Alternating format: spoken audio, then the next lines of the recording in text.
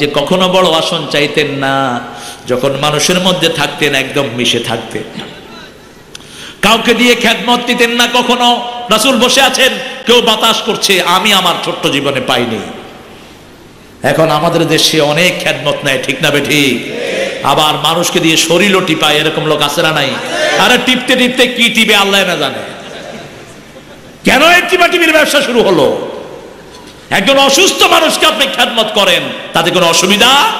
বিশ্বনবী একদিন মসজিদে নববীতে বলছেন, মান আসবাহা সাইমান, কে তোমরা আজকে রোজা অবস্থায় সকাল করেছো? আবু বকর সিদ্দিক হাত তুললেন রাদিয়াল্লাহু আনহু। মান আসবাহা জানাজাতান, আজকে কে জানাজা পড়িয়েছো? তিনি হাত তুললেন। আজকে কে মান আসবাহা ইয়াদাতুল মারিদ, আজকে কে রোগীর সেবা করেছো? তিনি হাত তুললেন। আজকে কে কর্জে হাসানা দিয়েছো? তিনি হাত তুললেন। আল্লাহর হাবিব বলেন, এই কয়টা কাজ যে করবে আল্লাহ তাকে জান্নাতি বানায়া দিবে। মানুষের খেদমত করলে আপনার উপর খুশি হবেন কে? বিশ্বনবী সাল্লাল্লাহু আলাইহি ওয়াসাল্লাম 24 বছর বয়সে প্রথম বিয়ের প্রস্তাব পেলেন। 25.5 24 বছর তখন তার বয়স। তিনি বললেন, আমার একজন গার্জিয়ান আছে, ওনার নাম আবু তালেব। আজকে আমাদের দেশের ছেলেরা মেয়ে পছন্দ করে, মেয়ে ভেগে গিয়ে বাপ মাকে ফোন করে, আম্মা আমি তো সমদ আলীর সাথে ভাগ্যে আইছি, আমি সমদ আলী ছাড়া বাঁচুম না, আপনারা বিয়েটা মেনে নেন। ও মেয়েরা কান খাড়া করে শুনো, এই বিয়ে হয়নি তোমার। মান তাযাওয়াজা বিগাইরি ইজনি ওয়ালিয়িন ফানিকাহুহা বাতিলুন বাতিলুন বাতিলুন। বিশ্বনবী বলছেন, যেই মেয়ে নিজের লিগ্যাল গার্জিয়ান ছাড়া বিয়ে করে তার বিয়ে হয় নাই, হয় নাই, হয় নাই, বিয়ে বাতিল। কে বলছেন? আল্লাহর নবী সাল্লাল্লাহু আলাইহি ওয়াসাল্লাম। বিশ্বনবীর সুন্নতের দিকে তাকাও। যে সমস্ত ছেলেরা মেয়ের স্কুলের পাশে গিয়ে দাঁড়িয়ে থাকে, এদের মতো নপুংসু, এদের মতো চরিত্রহীন আর কেউ হতে পারে? তুমি আরেকজনের মেয়েকে ডিস্টার্ব করো, তোমার ঘরে যখন মেয়ে হবে আল্লাহ অন্য ছেলেকে দিয়ে তোমার ডিস্টার্ব করায়া দিবে। তুমি যদি আরেক মেয়ের থেকে যৌতুক খাও, তোমার মেয়েকে বিয়ে দিতেও যৌতুক লাগবে, ঠিক কিনা? আর যদি তুমি যৌতুকবিহীন একটা মেয়েকে তার অধিকার দিয়ে বিয়ে করো, যৌতুক তো দেয়া দূরের কথা, বিশ্বনবী বলেছেন মেয়ের বাপের কাছে আবদার করতে পারবা না, 50 জনকে খাওয়াতে হবে, 60 জনকে খাওয়াতে হবে। মেয়ের বাপ যদি আনন্দ চিত্তে কাউকে খাওয়ায় তাহলে কোনো অসুবিধা, কিন্তু দাবি করাও জায়েজ নাই। এতটা অধিকার ইসলাম মেয়েদেরকে দিয়েছে, সুবহানাল্লাহ।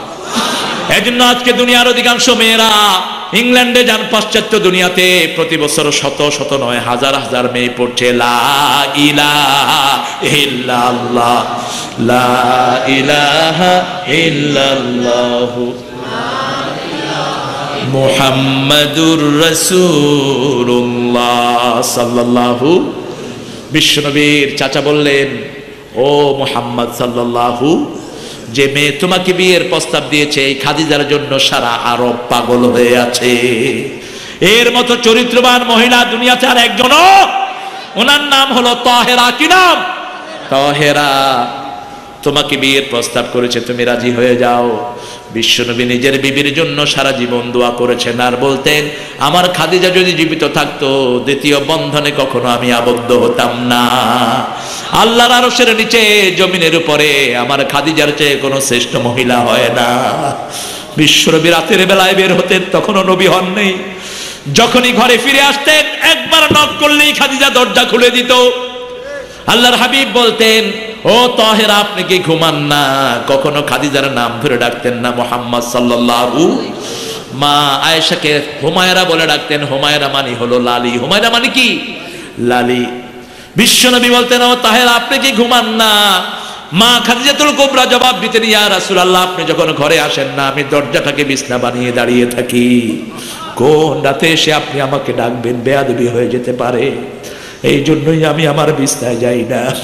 আল্লাহ রাব্বুল আলামিন এই খাদিজাকে এমন ভাবে কবুল করলেন, আল্লাহ নিজে আসমান থেকে খাদিজার জন্য সালাম পাঠাতেন। বিশ্বনবী একদিন বললেন, ও খাদিজা কবরে গেলে প্রশ্নের জবাব দিতে হবে। খাদিজা কাঁদা শুরু করলেন রাদিয়াল্লাহু আনহা। আল্লাহর হাবিব চোখের পানি মুছে দিচ্ছেন আর বলছেন, ও খাদিজা তোমার ঋণ আমি শোধ করতে পারবো না, তুমি কেঁদো না, কেঁদো না। খাদিজা বলছেন, কেমনে আমি প্রশ্নের জবাব দেব? আল্লাহর হাবিব বলছেন, আমি জানি না কে আগে মারা যায়, তবে তুমি যদি আমার আগে মারা যাও আমি ওয়াদা দিচ্ছি আমি তোমাকে একলা কবরে রেখে চলে আসবো না, আমি কবরের পাশে দাঁড়িয়ে থাকবো, যখন তোমার কাছে মুনকির নকির আসবে তোমার প্রশ্নের জবাব আমি দান করে দেবো। খাদিজা চলে গেলেন, একই বছর আবু তালেব চলে গেলেন। বিশ্বনবীর জীবনের সবচেয়ে যন্ত্রণার বছর হলো এই বছর। বিশ্বনবী সাল্লাল্লাহু আলাইহি ওয়াসাল্লাম এত করে কখনো আর কাঁদেন নাই। আল্লাহর হাবিব সাল্লাল্লাহু আলাইহি ওয়াসাল্লাম খাদিজাতুল কুবরাকে কবর দিলেন। আমাদের দেশে একটা মিথ্যা ধারণা প্রচলিত আছে, বিয়ে মৃত্যুর পর নাকি বিবি পর হয়ে যায়, বিবির চেহারাই দেখা যায় না, এরকম একটা বাজে কথা চালু আছে না নাই? এটা একদম মিথ্যা বানোয়াট কথা, এটার কোনো ভিত্তি নাই। বিশ্বনবী সাল্লাল্লাহু আলাইহি ওয়াসাল্লাম নিজে খাদিজাতুল কুবরাকে ধুইয়েছেন। তবে আদব হলো মেয়েদের ধোয়াটা মেয়েদের ধোয়ানিটা মেয়ে ধোয়াবে, আর ছেলেদেরটা ছেলে ধোয়াবে। বাপ যদি বাপের লাশ যদি ছেলে ধোয়ায় এটা যে কবুল হবে তাতে কোনো সন্দেহ নাই। ওই পিতা শ্রেষ্ঠ, যার গা ধোয়া দিল তার ছেলে, তার জন্য জানাজা পড়ালো তার ছেলে। বিশ্বনবী বলেছেন ওয়ালাদুন সালিহুন ইয়াদউ লাহু, এমন এক সন্তান রেখে যাবা যে পিতার জন্য দোয়া করতে পারে। এমন অথর্ব সন্তান রেখে যেও না যার মুখে পিতার জন্য কোনো দোয়া নাই। দোয়া করতে হবে, ছেলে অনেস্ট হলেই হবে না। খাদিজাতুল কুবরাকে কবরে রেখে কবরের পাশে দাঁড়িয়ে আছেন মুহাম্মদ সাল্লাল্লাহু। দুপুরের রোদ তেজদীপ্ত হচ্ছে। আল্লাহ রাব্বুল আলামিন জিবরাইল আমিনকে পাঠালেন, যাও আমার হাবিবের কানে কানে বলো, আমার হাবিবের প্রশ্নের জবাব দিতে হবে না, আমি আল্লাহ নিজেই খাদিজার প্রশ্নের জবাবের ব্যবস্থা করে দেব। কারণ আমার খাদিজা যা করেছে আমার খুশির জন্য করেছে। আমার মায়েরা স্বামীর খেদমত করুন, আমার মায়েরা আবার স্বামীরা মায়েদের খেদমত করুন, দেশটাকে রহমত দিয়ে ভরে দিন। আপনি স্ত্রীর জন্য দোয়া করুন, স্ত্রী আপনার জন্য দোয়া করবে। সূরা ফুরকানের ৭৩ নম্বর আয়াত ঘরে পড়ুন। বাচ্চাদেরকে আল্লাহ ভালো করে দিবেন, স্বামী স্ত্রীর সম্পর্ক ভালো করবেন। রাব্বানা হাবলানা মিন আজওয়াজিনা ওয়া যুররিয়াতিনা কুররাতা আ'য়ুনিন ওয়াজআলনা লিল মুত্তাকিনা ইমামা। তাহলে আসলাম 24 বছর পর্যন্ত। কত বছর? 24.5। আগামীতে যদি আল্লাহ তৌফিক দেয় আবার আসবো ইনশাআল্লাহ। আর তৌফিক দিলে আলহামদুলিল্লাহ, আর যদি না আসি তাও আলহামদুলিল্লাহ। কারণ রিজিক তো উপরে হয়, নিচে না। রিজিক কোথায় হয়? উপরে হয়। আপনাদের আজকের আয়োজনের জন্য আমরা সবাই দোয়া করব। আমরা প্রত্যেকের জন্য দোয়া করব এবং 5 ওয়াক্ত নামাজ আমরা কেউ ছেড়ে দেব না। আমরা আমাদের অধিকার বজায় রাখবো। আমার কোনো শ্রমিক ভাই যদি অসুস্থ হয় তার সেবা শুশ্রূষা করব, 10 জনে এগিয়ে আসবো। মিলকে দিন দিন আরো উন্নত করব, যাতে করে আরো 10,000 লোকের কর্মসংস্থান এখানে হতে পারে। আল্লাহ তৌফিক দান করুন। আল্লাহুম্মা আমিন। لا إله إلا الله وحده لا شريك له له الملك وله الحمد يحيي ويميت وهو على كل شيء قدير اللهم لا مانع لما أتيت ولا معطي لما منعت ولا ينفع ذا الجد منك الجد اللهم صل وسلم على نبينا محمد وعلى آله وصحبه وبارك وسلم ربنا ظلمنا أنفسنا وإن لم تغفر لنا وترحمنا لنكونن من الخاسرين এসকিউ সোশিয়াল লিমিটেড শ্রমিক কর্তৃক আয়োজিত আজকের এই কোরআন তাফসীর মাহফিল থেকে, বিশ্বনবীর মাহফিল থেকে আমরা হাজার হাজার নর নারী তোমার কাছে গভীর রজনীতে ভিক্ষার হাত তুলেছি। আল্লাহ, চারিদিকে কি কনকনে বাতাস বইছে, তবু আমরা তোমার নবীকে বড় ভালোবাসি। আমরা শুধু তোমার মহাব্বতে এই কনকনে শীতের ভিতরে পড়ে আছি। আমাদের গুনার জন্য আমরা বড় লজ্জিত, আর আমরা গুনাহগার। কিন্তু তোমার নবীর জীবনী থেকে আমরা কথা শুনেছি। আমরা অনেক বড় বড় আলেমরা এখানে, আমার চেয়ে বড় আলেমরা এখানে কোরআনের কথা শুনিয়েছেন, তোমার নবীর প্রিয় হাদিস শুনিয়েছেন। এই কোরআন হাদিস শোনার উসিলায় আমাদের জীবনের গুনাহ মাফ করে দাও। আজকের নামাজ, আজকের রোজা সহ সারা জীবনের ইবাদত তোমার শাহী দরবারে কবুল করো। তার হাদিয়া সমস্ত আম্বিয়া কিরামের আরওয়াহ মুবারকে পৌঁছায় দাও। বিশেষ করে যেই নবী সারা জীবন উম্মতি উম্মতি বলে কেঁদেছে, সেই নবী রওজায়ের সওয়াব পৌঁছিয়ে দাও। এ পর্যন্ত যত মুমিন মুমিনাত কবরের বাসিন্দা হয়েছে, সবার কবরে আমাদের সওয়াবগুলো পৌঁছিয়ে দাও। বিশেষ করে সবচেয়ে আদরের মা, সবচেয়ে আদরের বাবা যাদের নাই, আমার মা গেছে চলে, আমার বাবা গেছে চলে, দুজনারে জান্নাত দিও তোমার আরশ তলে। পিতামাতার ঋণ কোনোদিন আমরা শোধ করতে পারবো না। একজন ভাই লিখেছেন, পিতামাতা কাকা কেউ দুনিয়াতে নাই, আল্লাহ তার সকল আত্মীয় স্বজনের কবরকে জান্নাত বানাও। আমাদের আব্বা আম্মার গায়ে বেহেশতের পোশাক পরায়া দাও।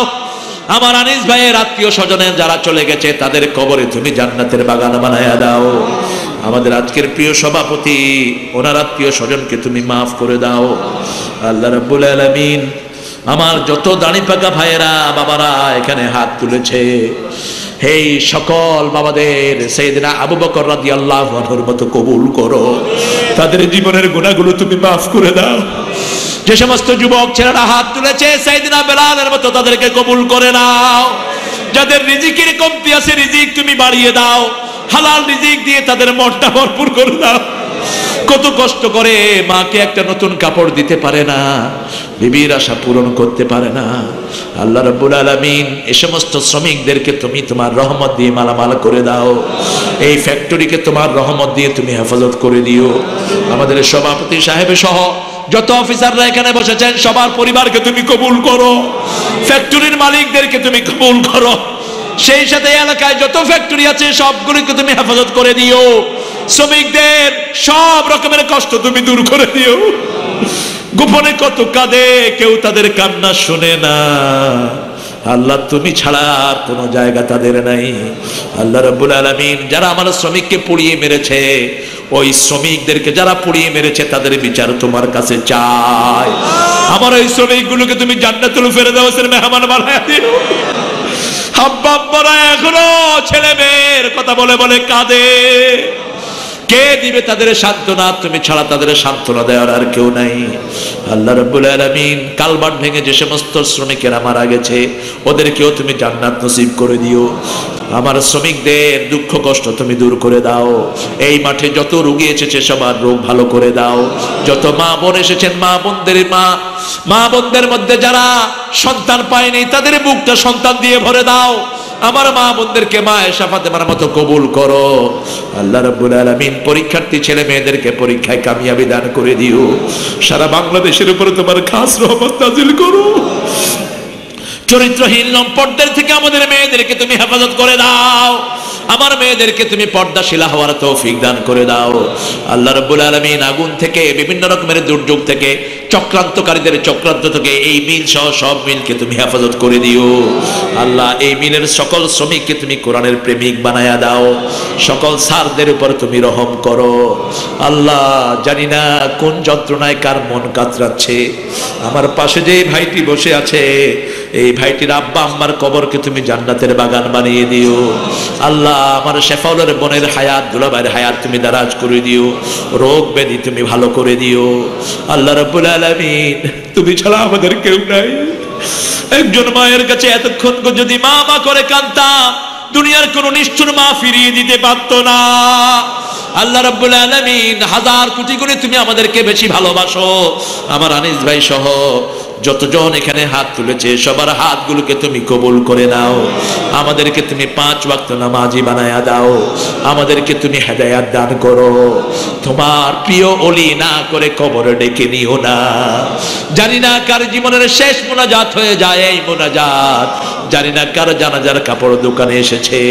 মৃত্যুর সময় যখন ঘনিয়ে আসবে জবানে জারি করে দিও লা ইলাহা ইল্লাল্লাহু মুহাম্মাদুর রাসূলুল্লাহ।